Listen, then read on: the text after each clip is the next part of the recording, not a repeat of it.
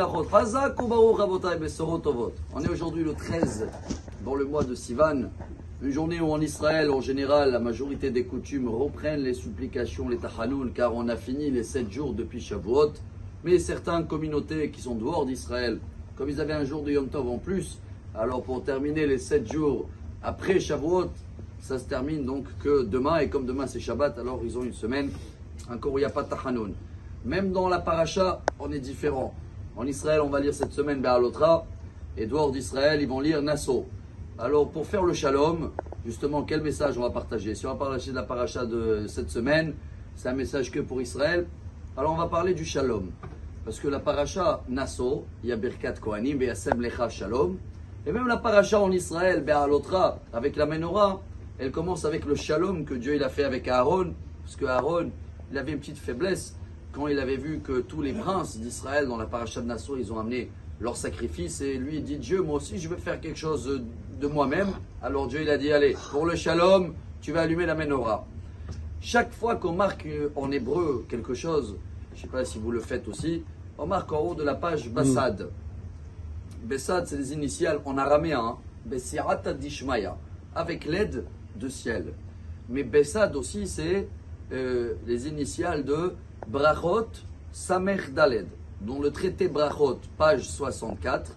Là-bas, il y a la source de tout ce qu'on connaît, que chaque prière se termine toujours avec Ose Shalom Bibroma, Vuya Ase Shalom Alenu. Chaque Kaddish qui se termine avec ça. La dernière prière dans la Hamida, Sim Shalom Tova Uvracha. Et là-bas, la Gemara, elle dit Gadol Shalom. Il est tellement grand le Shalom qu'on a un devoir chacun de ne pas terminer en disant bye. Il n'y a pas bye en hébreu ou au revoir. Il faut essayer de dire le mot shalom toujours quand on se sépare. C'est une mitzvah en plus, Rabotai, à nous de s'entraîner, de dire plus shalom. Qu'est-ce qu'il a de spécial ce shalom, Rabotai? Alors, la Gemara, elle explique, c'est quoi ce shalom bibromav? Qu'est-ce qu'il y a? Il y a des guerres en haut, que Dieu il doit faire la paix en haut, et la même paix qu'il y a en haut, il va nous amener ici en bas. La réponse, elle est tout à fait oui. Il y a beaucoup de guerres entre la journée et la nuit. C'est deux choses qui n'ont rien à voir, le noir et la lumière.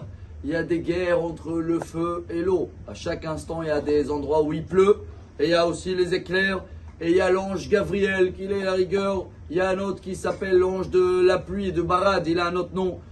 Alors Dieu, il intervient et il fait la paix entre tous ces deux nigoudim, on dit en hébreu, je ne sais pas comment on dit en français, mais deux forces qui se contredisent.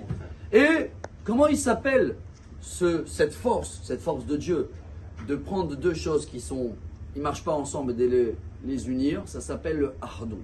Alors, chers amis, si on veut être unis dans le peuple d'Israël, à nous de travailler cette semaine, d'avoir le shalom. Mais il ne faut pas aller chercher d'abord le shalom dans le monde avant qu'on n'a pas le shalom à la maison. Ça commence par shalom bayit. Après, shalom à la synagogue, shalom dans le travail, shalom à la communauté, shalom à la ville, shalom à l'Israël, Shabbat shalom. Amar Rabbi Elazar.